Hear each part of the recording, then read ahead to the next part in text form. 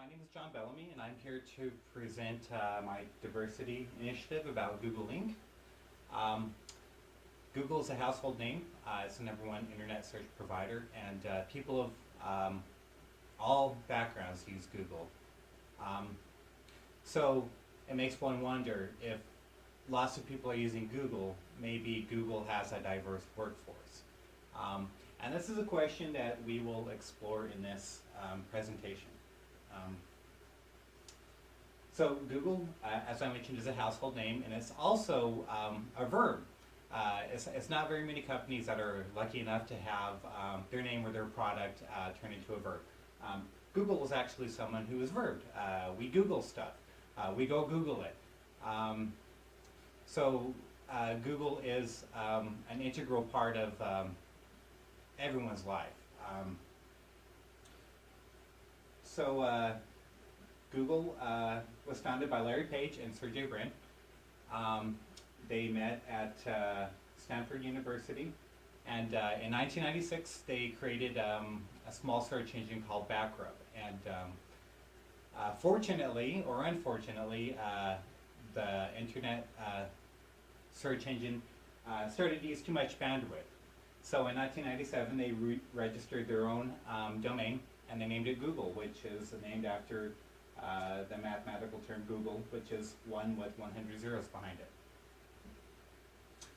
The purpose of Google, in the founder's eyes, was to catalog and organize the information that was found on the web. And nobody else was doing that at that time. And that's obviously what Google does very well today. So Google is the largest and most popular internet search provider.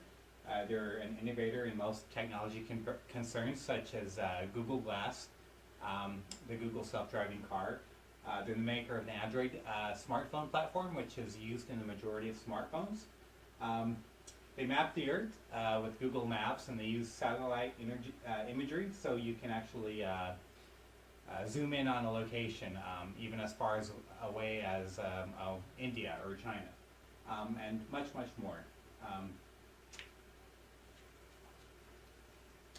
Recently, Google has released the numbers that I'm going to use throughout this presentation, and they admit that having a diverse population in their workforce leads to better decision making, more relevant products, and makes work a whole lot more interesting.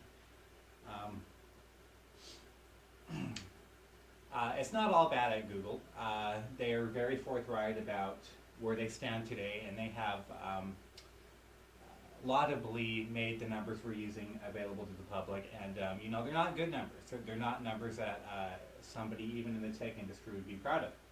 So they have presented us with an opportunity to move forward and develop a more diverse workforce at Google. Currently, Google provides benefits for all of their employees, whether same-sex or straight. They have a group called Googlers, where different groups such as African Americans or gays can get on and network together. And they're widely known as one of the best employers as far as benefits and the environment at work. However, we'll explore that more. Some of the opportunities that I mentioned, the majority of workers are white males. 70% of all workers are men. 80% of tech workers are men. And 60% of the leadership is white, and 79% of leadership are men. So out of the 36 top ranking executives and top management, only about 3 are women. So there's obviously work to be done.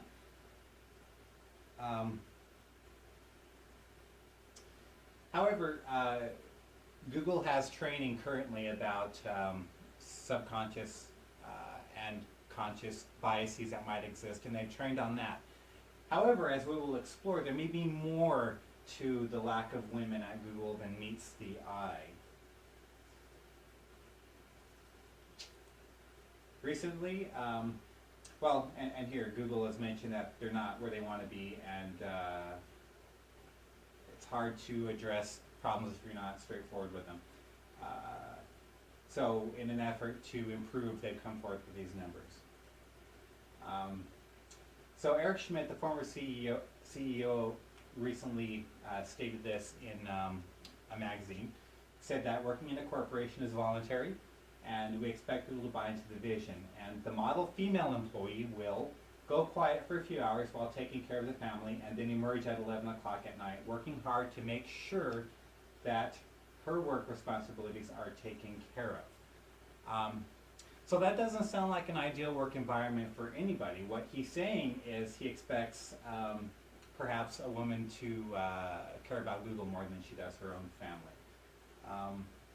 And at this juncture, it raises an important point, because when we look at the numbers, the average for the tech industry, the ratio of men to women is atrocious as it is, but at Google it's even worse. At Google, the ratio of men to women is approximately 5 to 1, which is really bad. In the tech industry as a whole, the ratio is 4 to 1, which is still really bad.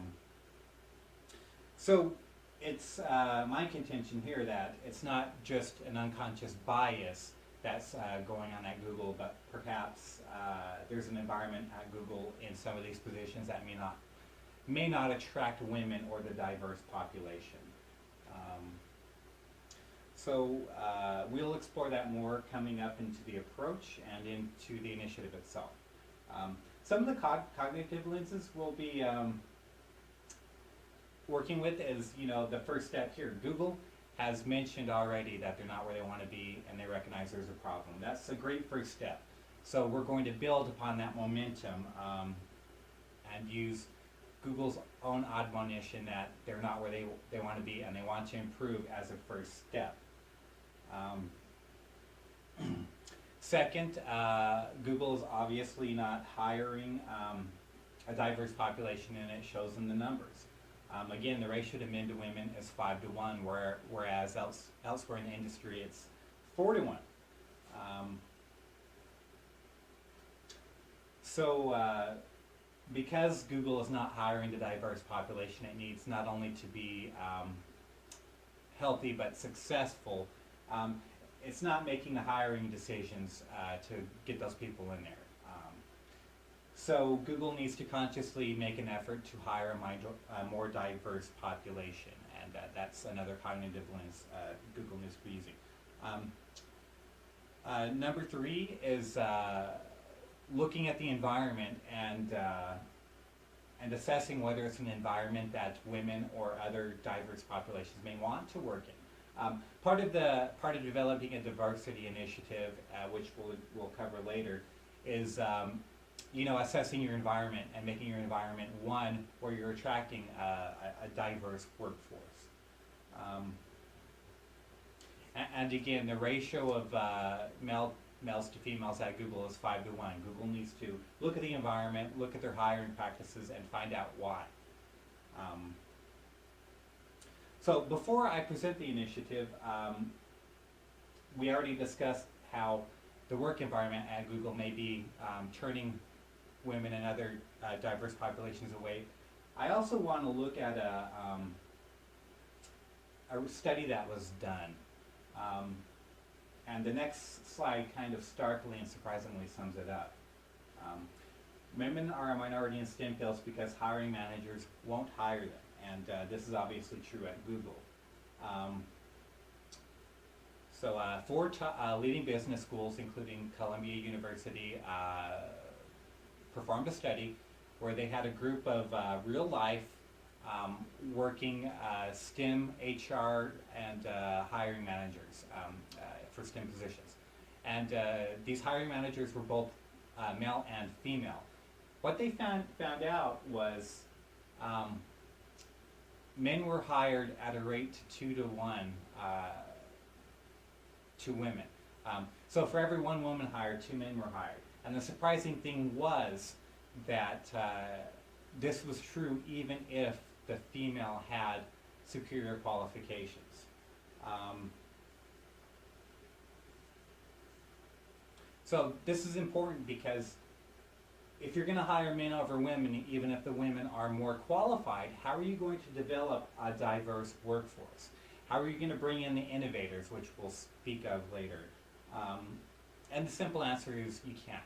If you're going to have a successful, innovative workforce that is going to bring you the cutting edge solutions for consumers to purchase and make you profitable, you need to have a diverse population, and you need to give those people who will innovate the opportunity to be hired. And those who are not given an opportunity to be hired are more, come with better resumes than the male counterparts who are being chosen instead. Furthermore, this again alludes to the fact that Schmidt has alluded to. Maybe Google is not a great place for women to work because the environment is not appealing.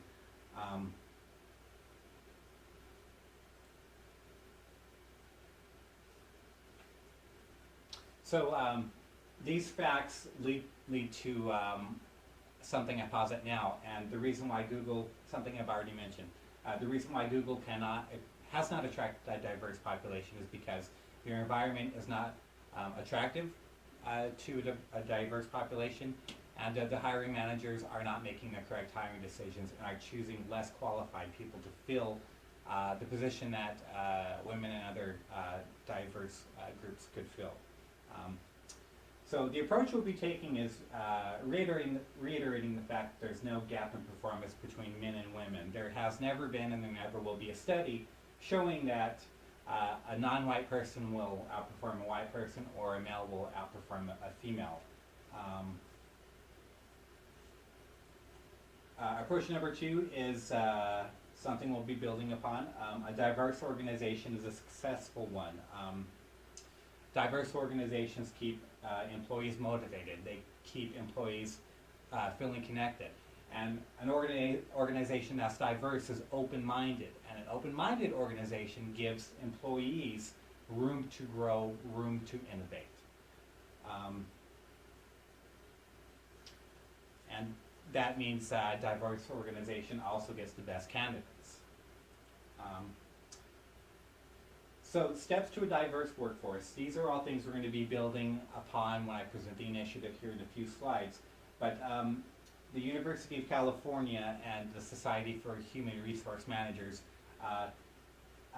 suggest a similar approach to hiring a diverse workforce. And they're in a set of 3 questions, and the University of California suggests, these are a few questions here. How can you make the position appeal to a diverse number of workers? And that's something we've touched on already. How can your recruitment efforts target a more diverse population? And finally, how can biases be overcome? And these are all things that we've addressed in the needs assessment. These questions will again make up, the answers to these questions will make up approach number 5, which is actually the initiative. So approach number 4, build upon what we know. Again, going back to Google acknowledging there is a problem, Google acknowledging they want to move forward. So build upon that. Build upon what Google's doing now as far as diversity training. And then also increasing hiring of a diverse population. So finally, using the Human for Society, the Society for Human Resources Management paradigm, which I'll present in the notes. I now present the initiative. So, number 1, let's make it a goal, and my initiative is a set of goals, actually. So let's make the ratio of men to women 1 to 3 by 2020. And this is going to happen in a few different ways. It's going to look, which we'll again cover later, but it's in looking at the environment, making the environment and the position attractive to females and minorities. It's about making hiring decisions to hire more females. So goal number 2 is increase hiring events to attract diverse candidates. That's something that University of California, San Diego mentioned. That's something that the Society for Human Resource Managers also mentioned. This means having hiring events at places like, I don't know, not Berkeley, because a lot of hiring events already happen at Berkeley, and the majority of graduates at Berkeley are white males. So we need to look outside Berkeley for great diverse applicants. So besides hiring events, you know, Google can campaign and create hiring campaigns that highlights their acknowledgement that they're not the diverse company they want to be, and that they're reaching out and seeking diverse candidates to apply. And that could also increase their social capital with customers and investors. Goal number 3 is train and hold HR accountable. This can be done by training on diversity, which we'll look at in detail here in a moment when we come to the communication portion. Incentivize HR personnel and hiring managers. Develop expectations to develop a diverse workforce. Hiring oversight, perhaps by a panel of people who make hiring decisions instead of one person. Create expectations, and create consequences for not reaching diversity goals and not making the right hiring decisions. Goal number 4, maintain and expand diversity training. So again, this is something we'll touch again in the communication portion, but the people who are there now need to be trained on diversity. They need to understand why it's critical for Google to have a diverse workforce. And for those who are diverse at Google to feel welcome and to feel a part of something, and to feel like you know, they are Google. And this is something we'll touch on again in the communication section. So goal number 5 is evaluation. That means that biannually or annually, human resources managers, executives, other managers meet to evaluate the initiative and make sure that goals are being reached. Making sure that diverse candidates are being reached, making sure that the ratio of men to women is decreasing. What side you're on, decreasing or increasing. And then evaluating whether goals are being met, and if goals are met, perhaps expanding the goals and increasing goals, or making changes to strategy if the current techniques are not working. So the social outcomes of the diversity initiative, when it is enacted, are several parts. Current employees will feel empowered and more challenged, and again, a diverse organization is a freer organization. Employees will be allowed to innovate. They'll be allowed to network.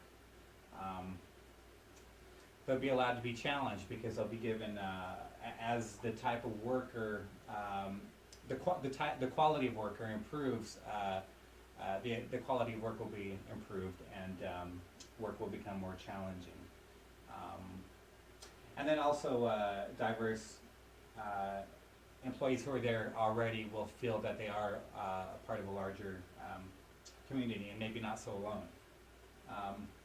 Google will increase its prestige, not only with its workers, but with its investors and with its customers.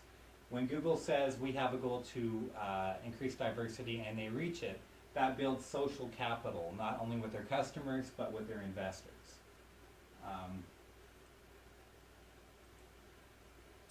A diverse workforce will bring benefits for Google in the form of new innovations, as mentioned.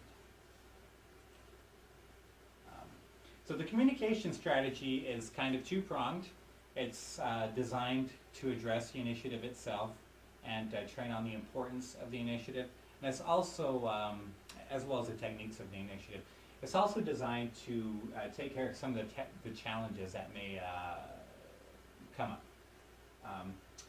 So one, for hiring managers specifically, and managers, the strategy is called eyes closed, minds open. Now, that is not to say eyes closed if there's something terrible going on within the company, you just ignore it. That's not at all what this means. This means you're making hiring decisions with eyes closed. You're not making hiring decisions based upon how someone looks. So, eyes closed means that you're acknowledging your unconscious and potentially subconscious biases towards people who are not represented well within Google.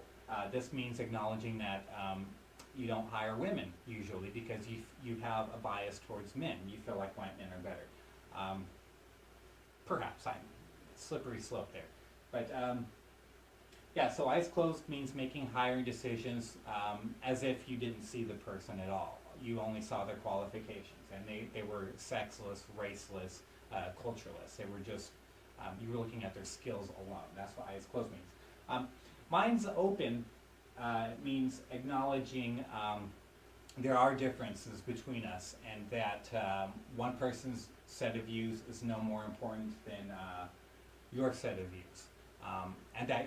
And also, as an employee, it means that your approach to something is not better than someone else's approach to a problem or a situation or a work task.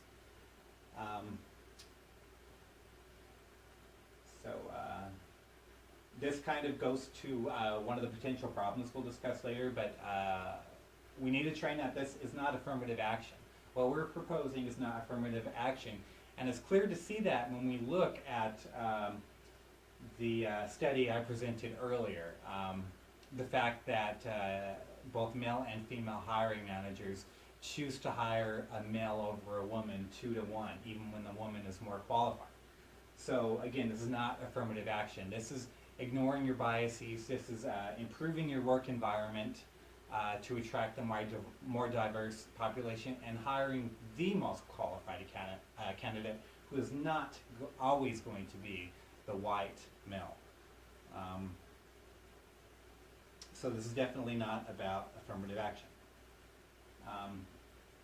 And again, this innovators come in many forms. This could also be made part of the diversity training, but also presented to encourage everyone to come on board with the diversity initiative. So innovators come in many forms. Hedy Lamarr was a beautiful Hungarian immigrant. She not only acted, but was one of the innovators and one of the pioneers of wireless technology. Along with her co-inventor, she developed a secret communication system to combat the Nazis during World War II. People doubted her abilities because she was a female. Dr. James West invented a technology used in 90% of microphones, including the microphone you're hearing me on right now. Some doubted his abilities because he is black. So again, innovators come in many forms. In order to find the great new product, in order to lift the level of work at Google, we need diverse people because innovators come in many forms.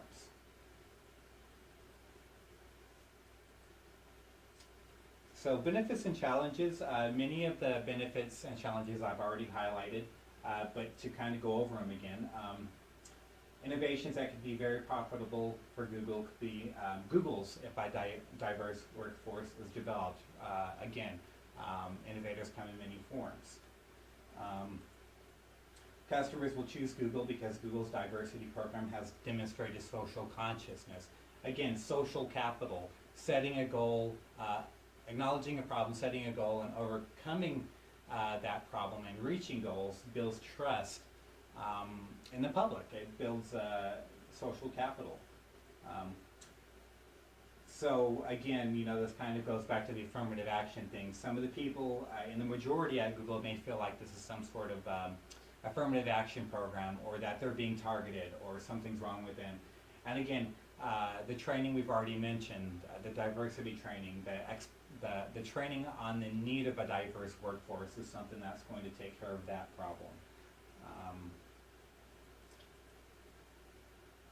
And again, some may feel this is affirmative action, and again, we need to train that it's not. So in conclusion, we began this presentation with Google making an admonition that their workforce is not diverse, and there's a startling disparity between men and women. Throughout this presentation, we've set goals and created strategies to overcome this problem. That means hiring, increasing hiring activity at locations where diverse populations would apply. This means evaluating the work environment and making positions more desirable to those of a diverse population. And this also means training HR managers and current employees that diversity is important, and there's going to be expectations and consequences for not making the right hiring decision in the future. It is my hope that if the diversity initiative is followed, we will see a positive increase in the number of diverse employees at Google, and hopefully someday in the future, if we keep setting higher and higher goals, diversity will no longer be something we need to talk about. Thank you.